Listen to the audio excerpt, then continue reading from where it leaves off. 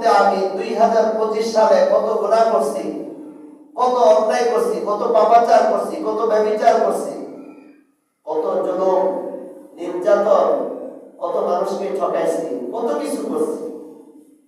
মানুষের চিন্তা করা দরকার যে আমি যে এই যে অসৎ উপায় অবলম্বন করে অনেক কিছু করলাম, নতুন বছর আসতেছে, এই বছরে আমি যেন এইগুলা না করি, অতীতের গুনাহের কথা চিন্তা করে ফিকির করে আল্লাহ তাআলার কাছে তওবা করে ইস্তেগফার করে নতুন বছরের জন্য আল্লাহ তাআলার কাছে নামাজ আদায় করে দোয়া করা, ঠিক কি না?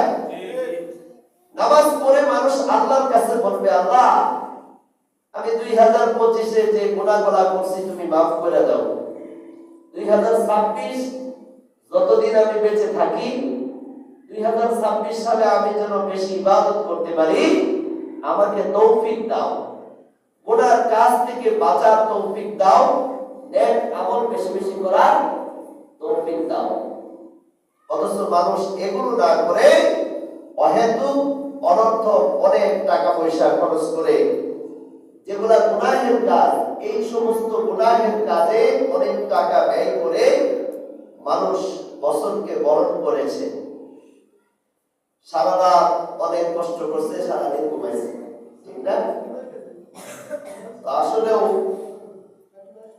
আপনি দেখেন আমাদের আশপাশে যারা আছে, প্রত্যেকটা মানুষই কি এরকম সাজসজ্জা সৌন্দর্য আরাম আয়েশ করতে পারছে? প্রত্যেকটা মানুষ কি ভালো মন্দ খেতে পারছে? প্রত্যেকটা মানুষ কি এই যে এত প্রচন্ড শীতে, এই প্রচন্ড শীতের মধ্যে মানুষ কি তার পর্যাপ্ত পরিমাণ কম্বল বা পর্যাপ্ত পরিমাণ পোশাকে সে একটু আরাম নিতে পারতেছে না? আল্লাহ রাসূল সাল্লাল্লাহু আলাইহি ওয়াসাল্লাম নিজে কষ্ট করতেন, নিজে না খেয়ে থাকতেন। কেন? তার কি খাবারের অভাব ছিল? না, খাবারের অভাব ছিল না। রাসূলুল্লাহ সাল্লাল্লাহু আলাইহি ওয়াসাল্লাম যখন ভালো মন্দ খাওয়ার চিন্তা করতেন, তখন এই চিন্তা করতেন, আমি যে আজকে ভালো মন্দটা খাবো, আমার গোটা উম্মত কি ভালো মন্দ খেতে পারবে? হযরত ওমর রাদিয়াল্লাহু তাআলা আনহু এরকম ভাবে জয়তুনের তৈল দিয়া রুটি খেতেন, অথচ অর্ধ পৃথিবী তিনি শাসন করতেন। ওমর রাদিয়াল্লাহু তাআলা আনহু ইচ্ছা করলে তো ঘোড়ার গোশত দিয়ে রুটি খেতে পারতেন, ঠিক কি না? তিনি খায় নাই। তাকে এক বাদশা জিজ্ঞাসা করছে, হে ওমর, খলিফাতুল মুসলিমিন, আপনি তো ওমর, আপনি চাইলেই এই ঘোড়া গোশত দিয়ে প্রতিবেলা রুটি খেতে পারেন, তাহলে আপনি কেন এরকম তৈল দিয়া রুটি খান, শুকনা রুটি খান? কেন খান? এত কষ্ট করে আপনি খান কেন? আমার রাজ্যে যারা বসবাস করে সবাই কি ঘোড়া গোশত দিয়া রুটি খেতে পারে? সবাই যদি ঘোড়া গোশত দিয়া রুটি খেতে না পারে, আমি যদি ঘোড়া গোশত দিয়া রুটি খাই, কিয়ামতের দিন আল্লাহর আদালতে আসামির কাজ করে আমাকে দাঁড়াতে হবে। আল্লাহ জিজ্ঞেস করবে, ওমর, তুমি যে ঘোড়া গোশত দিয়া মজা করে রুটি খাইতা, তোমার রাজ্যের সবাইকে ঘোড়া গোশত দিয়া রুটি খেতে পারছে? সেদিন আমি কি জবাবদিহি করব? তখন সেই সম্রাট চোখে পানি ছেড়ে দিয়ে কান্না করতে আরম্ভ করে দিয়েছে। সুবহানাল্লাহ। নবীর আদর্শ, নবীর সাহাবীদের আদর্শ, খোঁজ খবর নেওয়া, নিজের খোঁজ দেওয়ার সময় নেই, অন্যের খোঁজ খবর নেবে। বর্তমান সিচুয়েশন এমন হয়ে গেছে যে মানুষের খোঁজ খবর নেওয়া বন্ধ করে দিয়েছে। আপনি যে এলাকায় বসবাস করেন, ওই এলাকায় মানুষগুলা কিভাবে চলে, এগুলো আপনার জানতে হবে। প্রত্যেকটা মানুষের জানার অধিকার। একজন সরকার দেশ চালাইতে গিয়া তার গোটা দেশের মানুষ যদি কষ্ট করে, কিয়ামতের দিন সমস্ত মানুষের কষ্ট করার সরকারের ঘাড়ে চাপবে, ঠিক কিনা? কেন? সে রাষ্ট্রপ্রধান ছিল, তার রাষ্ট্রে মানুষ না খেয়ে ঘুমাবে কেন? তার রাষ্ট্রে মানুষ কষ্ট করবে কেন? সে রাজ্য পরিচালনা করা অবস্থায় কেন মানুষ অশান্তিতে জীবনযাপন করত? এই জন্য মনে রাখতে হবে ভাই, প্রত্যেকটা মানুষই দায়িত্বশীল, প্রত্যেকটা মানুষকে তার দায়িত্ব সম্পর্কে জিজ্ঞাসা করা হবে। শীতকাল, অনেকের ঘরে কম্বল একাধিক আছে, শীতের কাপড় একাধিক আছে, কিন্তু পাশের ঘরে অনেক মানুষ কষ্ট করতেছে, প্রতিবেশী কষ্ট করতেছে, এলাকার মানুষ কষ্ট করতেছে। একজন যদি আরেকজনের খোঁজ নেয়, একজন যদি আরেকজনের সুখে সুখী হয়, দুঃখে দুঃখী হয়, তাহলে তো মানুষের কষ্ট থাকার কথা না, ঠিক কিনা? মানুষের কষ্টগুলা থাকার কথা না।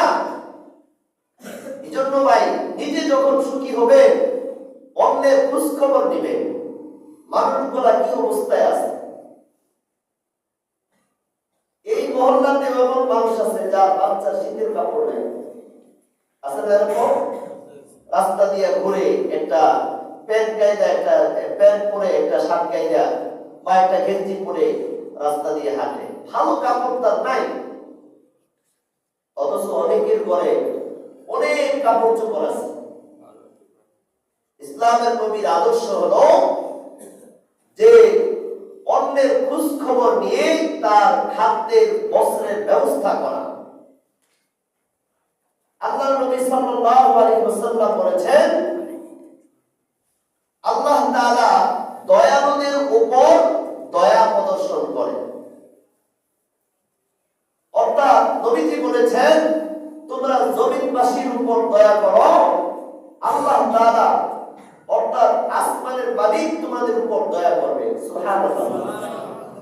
জমিনবাসীর উপর তোমরা দয়া করো, আসমানবাসী তোমাদের জন্য দয়া করবে, তোমাদের উপর দয়া করবে আসমানবাসী।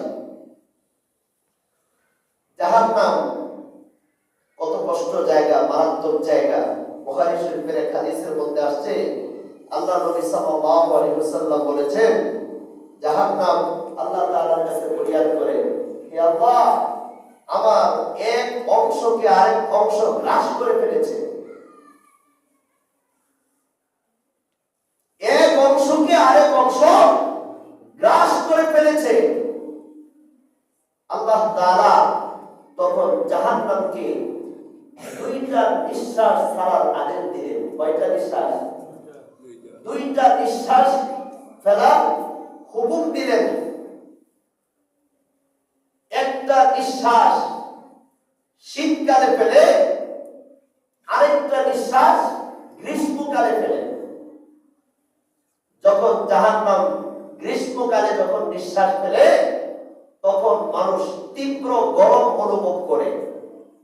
আল্লাহ তাআলা প্রয়োজন ভেদে যে এলাকায় যে পরিমাণ গরম দরকার, আল্লাহ তাআলা ওই এলাকায় সেই পরিমাণ গরম আল্লাহ তাআলা দেয়। আবার যখন মানুষের একটু ঠান্ডা প্রয়োজন হয়, দেখেন এই সামান্য গরম, এই গরম থেকে বাঁচার জন্য মানুষ এসি কিনে, ভালো এরকম ফ্যান কিনে, অনেক টাকা পয়সা খরচ করে এই গরম থেকে বাঁচার জন্য যত রকমের চেষ্টা আছে সবকিছুই করে। আবার যখন প্রচন্ড শীত আসে, জাহান্নাম তখন আরেকটা নিঃশ্বাস ফেলায়। ওই নিঃশ্বাসে এরকম শীত বাড়তে থাকে। শীতের তীব্রতা, গরমের তীব্রতা জাহান্নাম থেকে আসে। কোথা থেকে আসে? শীতের তীব্রতা আর গরমের তীব্রতা জাহান্নাম থেকে আসে। আল্লাহ তাআলা যখন এই শীতকালে যখন জাহান্নাম নিঃশ্বাস ফেলায়, তখন আল্লাহ তাআলা প্রয়োজন ভেদে বিভিন্ন এলাকায় আল্লাহ তাআলা যতটুকু শীত আল্লাহ তাআলা বর্ষণ করে, যেই এলাকায় যতটুকু শীতের প্রয়োজন হয়, আল্লাহ তাআলা যতটুকু প্রয়োজন মনে করে ততটুকু শীত আল্লাহ তাআলা এরকম ভাবে বর্ষণ করতে থাকে। তাহলে